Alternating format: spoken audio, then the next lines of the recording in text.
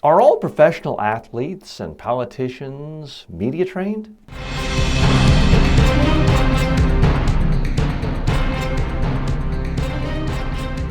Speaking, the show about effective speaking in public, to the media, at work, and in life.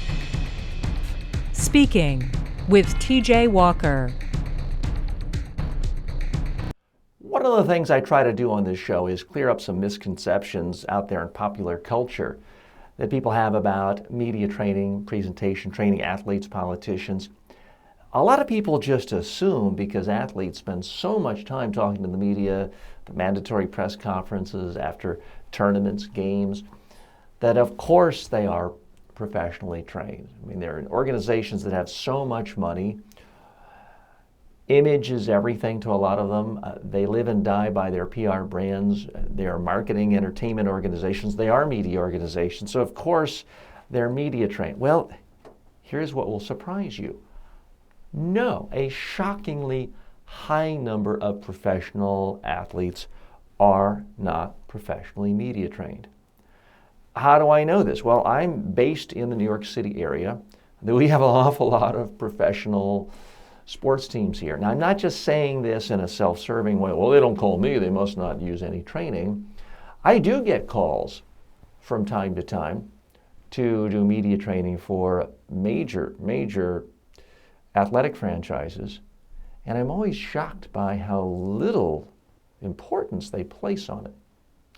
I had a call just last week from a major sports team, one of the big four sports based here.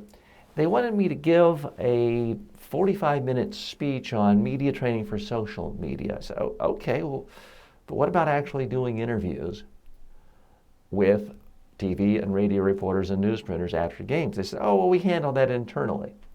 So as I always do, I dug a little deeper. I said, well, so you rehearse them, you coach them, you critique them yourself, you have your own in-house studio.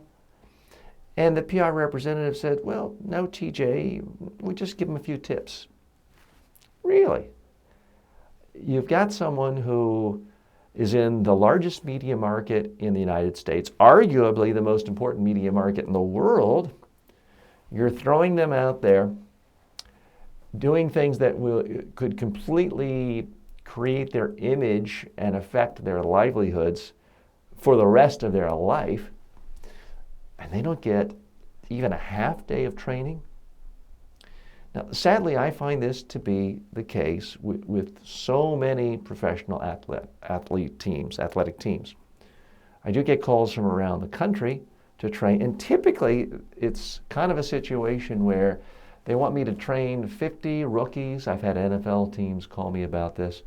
TJ, we want you to train 50 rookies, and we want it to be in two-hour sessions on different days. And then they want to start negotiating price, something I really don't like to do. And it gets right down to it. They say, well, TJ, we hired someone else. They were willing to do the whole thing for basically peanuts. I would be embarrassed, it's not my fee, but to tell you how low a so-called professional sports team, professional media trainer was willing to go in order to be able to tell friends, oh, I'm a trainer for this NFL sports team. So it was a laughably low fee, easily 85% lower than my normal rate, and this firm was willing to do it. That's not even the biggest problem. The biggest problem is you got 50 people and trying to do it in a 2-hour window. Folks, you can't give someone real training for how to be good at media interviews in 2 hours when they're one of 50 people. You can create an awareness, not much else. So how do most athletes do it? They learn through trial and error. Now, the good thing for a lot of athletes is that from the time they were in high school, some of them middle school, they till out of college or their first few years of pros, they've had a time to do thousands of interviews. So, like with anything, you certainly reduce your nervousness if you've done thousands of interviews. Unfortunately, you might not ever really get to the point where you're great if you don't have basic training. The irony, of course, is that all of these athletes have had thousands and thousands of hours of coaching and training in order to become their best in their sport. And yet for most athletes, their professional careers may only last 2, 3, 4 years. And yet how well they speak will completely define the rest of their career for the next 40, 50, 60 years.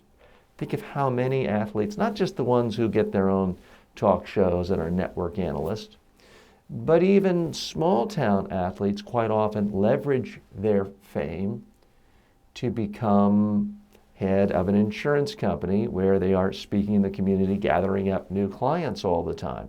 So how well they speak has a huge impact.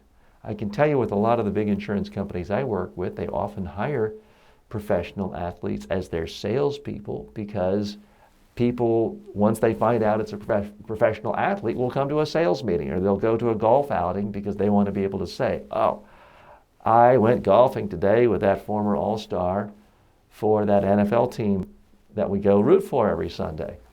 It's a huge, huge draw. And these athletes are drawing upon their ability to communicate, and yet they have very little formal training. It's kind of sad, but it is a reality. Same with politicians. So many politicians go from the state legislature or county commission to the state legislature, Congress, and it's all trial by error.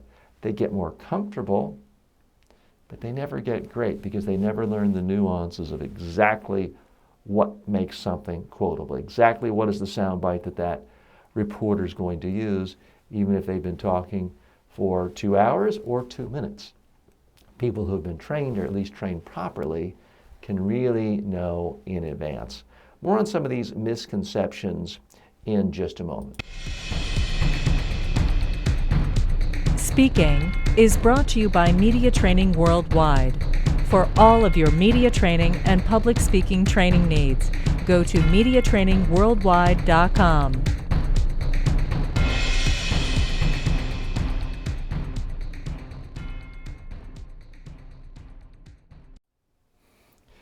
So, no, when you see a politician, when you see an athlete speaking to the media, there is, by my estimation, less than a 50-50 chance they've ever received any professional guidance, true coaching or training on how to do what they do. Now, a little different at the presidential level,